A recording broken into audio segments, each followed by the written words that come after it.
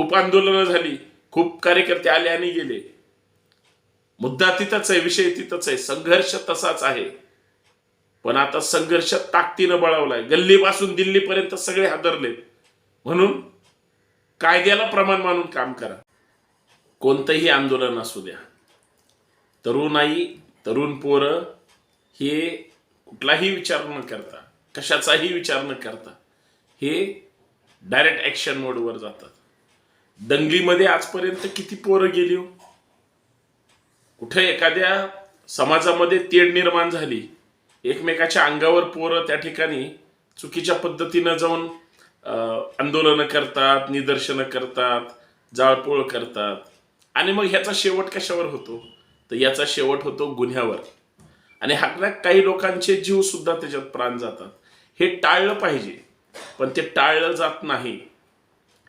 आजकाल बऱ्याच एखाद्या मुद्द्यावरून विनाकारण रान पेटवलं जातं आणि कोणतरी एखादा व्यक्ती सोयीनं त्या पद्धतीनं काडी लावण्याचा प्रयत्न करतो. तो घरात असतो, आदेश घरातून देतो, काहीतरी घाणेरडं कुठंतरी टाकत असतो आणि आमची तरुणाई, आमचे तरुण पोरं पुरी हे त्याच्या पाठीमागं ते व्हायरल करण्यामध्ये आपलं वेळ घालवतात.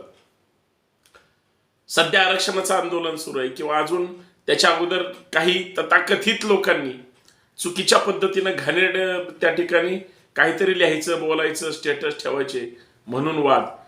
कुठला तरी एखादा नेता उठतो, भोंगे काढा म्हणतो.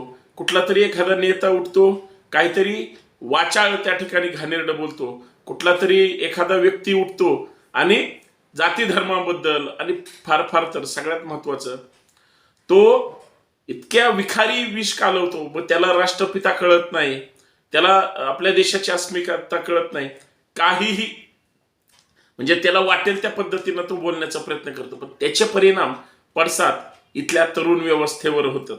आणि मला याच्यावरच चर्चा करायची, म्हणून मी आपल्याशी चर्चा करतोय. मित्रांनो, सर्वांना सप्रेम जय जाऊ. मी आपला मित्र सहकारी संतोष शिंदे. विनंती एवढीच आहे, व्हिडिओ शेवटपर्यंत पहा आणि जास्तीत जास्त शेअर करा. महाराष्ट्राचे सन्माननीय गृहमंत्री अर्थात उपमुख्यमंत्री देवेंद्र फडणवीस साहेबांनी बीडमध्ये जो 2 दिवसापूर्वी आमदाराची घरं जाळण्याचा प्रकार झाला, जीवितहानी झाली नाही हे महाराष्ट्राचं नशीब म्हणायचं. एका ठिकाणी झाली का बीडमध्ये? नाही, तर दुसऱ्या ठिकाणी सुद्धा झाली. या आमदाराचं झालं की त्या आमदाराचं, माजलगाव झालं की बीड, आणि मग पक्षाची कार्यालय. बीड जिल्हाच का, तर अजून इतर जिल्ह्यामध्ये सुद्धा हळूहळू लोन हे होत आहे.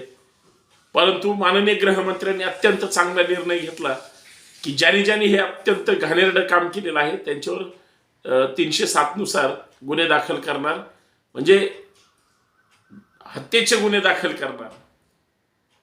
ही गोष्ट जरी कायद्याने बरोबर असली तरी एवढ्या टोकाला कोण जात आहे, कोण असं करण्याचा प्रयत्न करतंय? असं टोकाचं का करण्यासाठी तरुणाई धजावते? खरं तर हा विचार करत असताना एक गोष्ट लक्षात येते. तुम्ही आंदोलन करून जाता, तुम्ही जमावामध्ये किंवा गर्दीमध्ये तुम्ही एखादी कृती करून जाता, परंतु तिथं त्या तरुण कुटुंबावर काय परिणाम होतो? उद्या तुम्ही कुठं ना कुठं तरी पॉइंट आउट होणार आहे, पोलिसांच्या त्या कॅमेऱ्याच्या नजरेत येणार आहात. ज्यावेळेस तुम्हाला अटक होईल त्यावेळेस तुम्हाला कुणीही सोडवायला येणार नाही, तुमच्या पाठीशी कुणीही नसणार आहे आणि तुम्हाला असं वाटेल की तुम्ही समाजासाठी फार मोठं काम करताय. का हो? आपली डोकी भडकवली जात आहेत, आपल्याला रस्त्यावर उतरवलं जात आहे. शांततेच्या मार्गाने चालू द्या ना, तुम्हाला काय करायचं ते. अहिंसा, कुणाचीही हिंसा करायची नाही, ही शिकवण इथल्याच समाज सुधारकांनी, महापुरुषांनी, मोठ्या जुन्या जाणत्या जाणकारांनी दिली. कायदा जर सर्वश्रेष्ठ असेल आणि माणूस जर जिवंत ठेवायचा असेल तर चुकीच्या घटना कशासाठी? आता बघा ना, साधी गोष्ट आहे.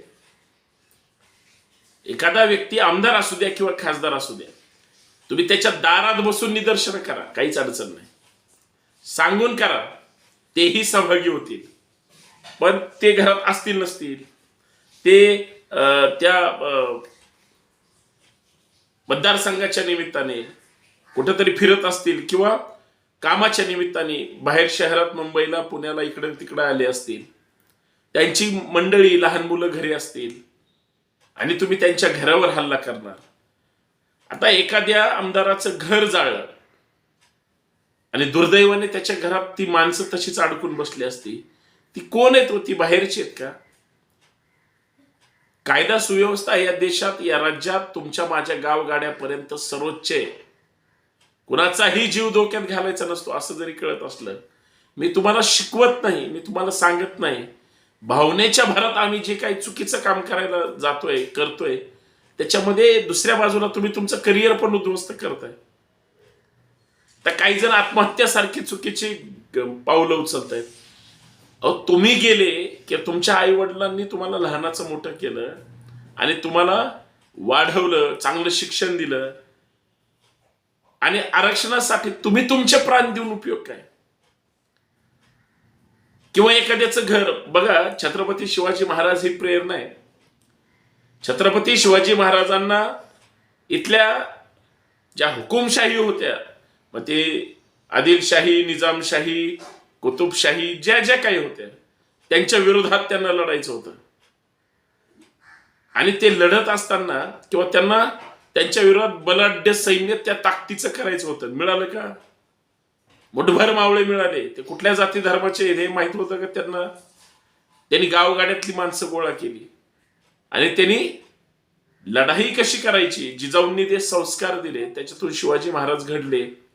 बुद्धिचातुर्याच्या जीवावर, मनगटाच्या जोरावर त्यांनी शिवनीती वापरून कमी सैन्यामध्ये ती लढाई जिंकण्याचा प्रयत्न केला. त्या शिवरायांचा आदर्श तुमच्या माझ्या रक्तात, विचारांमध्ये, कृतीमध्ये, आचरणामध्ये येणार आहे की नाही? जर महाराजांनी ठरवलं असतं सगळे जाळून टाकायचे किंवा सगळं पेटवून टाकायचं, स्वराज्य मिळालं असतं का हो? एक किल्ला आपण जर आज गडकिल्ले आपण फिरायचं ठरवलं, एका दिवसात एखादा किल्ला होतो का हो? ते रोज कसे चालत असतील, फिरत असतील. त्या काळी तुम्ही तर डांबरी रस्त्याने तुमची गाडीवर जाते किल्ल्यापर्यंत, त्यावेळेस तसं होतं का? पण शिवाजी महाराज थांबले नाहीत. मावळे तर थांबलेच नाहीत. स्वराज्यासाठी, छत्रपतींसाठी सर्वस्व. त्यावेळेस बालपणापासून शिवाजी महाराजांनी वयाच्या 12व्या वर्षापासून सुरू केलं सगळं. आपल्या 12 वर्षाच्या मुलगा काय करतो घरात? पण त्यांनी ते सगळं लक्षात घेतलं होतं. आज आम्ही त्यांचा आदर्श, त्यांचं स्मरण करून काम करतो. एक तरी गोष्ट आम्ही महाराजांना सुद्धा अभिमान वाटेल अशी करतो का? बर, या सगळ्या चुकीच्या घटनांमध्ये जे 307 लावलं, उद्या ते अज्ञात लोकांवर आहे, परंतु पोलिसांनी ठरवलं सोड भावनेनी, आणि ते होतच. मागं पण संभाजीनगरला काही तथाकथित लोकांनी काही जे काही दंगल घडवण्यापर्यंत कांड केलं होतं. नंतर सगळ्यांनी बसून ते शांत करण्याचा प्रयत्न केला. पोलिसांनी तिथं सोडलं नाही कोणाला. मला वाटतं त्यावेळेस रामनवमी होती, अजिबात सुट्टी दिली नाही. गुन्हे दाखल झाले. विचारा, एकदा गुन्हे दाखल झाले आणि भुंगे मागे लागले की काय होतं. आता तुम्ही आरक्षणासाठी हे सगळं टोकाचं पाऊल उचलताय. तुम्ही परत आंदोलनं केली पाहिजे, तुम्ही समाजासाठी लढलं पाहिजे, तुम्ही ऍक्टिव्ह राहिलं पाहिजे. एखाद्या केसमध्ये, एखाद्या गुन्ह्यात अडकून काय मिळवणार? हात जोडून विनंती आहे की चुकीची पावलं कुणीच उचलू नका. पण चुकीची पावलं तुम्ही उचलली, तुम्ही कायद्याच्या कचाट्यात अडकले, चांगल्या आंदोलनाला तुम्हाला सगळे पाठीशी येतील. अशा ह्याच्यामध्ये कुणीही येणार नाही. आणि जरी समजा आले, हे काय तुमचं कर्तृत्व आहे का? मला सांगा, काही चुकीची घटना घडली असती, बायका पोरांना अशा पद्धतीनं याने मिळणार आहे, याचा जरा विचार केला पाहिजे. समाज म्हणून आपण समाजासाठी करायचंय. तुमच्या डोक्यातली द्वेष भावना एखाद्या विचारधारेची, पक्षाची, मग तुम्ही अशा वेळेस तुम्ही ती सोडाने बाहेर काढणार का? काय चाललंय? म्हणून काळजी घ्या. 307 असेल किंवा कुठलाही असेल, तुम्हाला डिस्टर्ब करेल किंवा तुम्हाला परत या व्यवस्थेमध्ये काम करण्यापासून लांब लोटेल. चुकीचं काही न झालं पाहिजे याचा फक्त विचार केला पाहिजे. कारण हा जर विचार आत्ता नाही केला तर नंतर कुणी तुम्हाला सांगायला येणार नाही. खूप आंदोलनं झाली, खूप कार्यकर्ते आले आणि गेले, मुद्दा तिथंच आहे, विषय तिथंच आहे, संघर्ष तसाच आहे. पण आता संघर्ष ताकदीनं बळावलाय. गल्लीपासून दिल्लीपर्यंत सगळे हादरलेत. म्हणून कायद्याला प्रमाण मानून काम करा, एवढीच माफक अपेक्षा. धन्यवाद.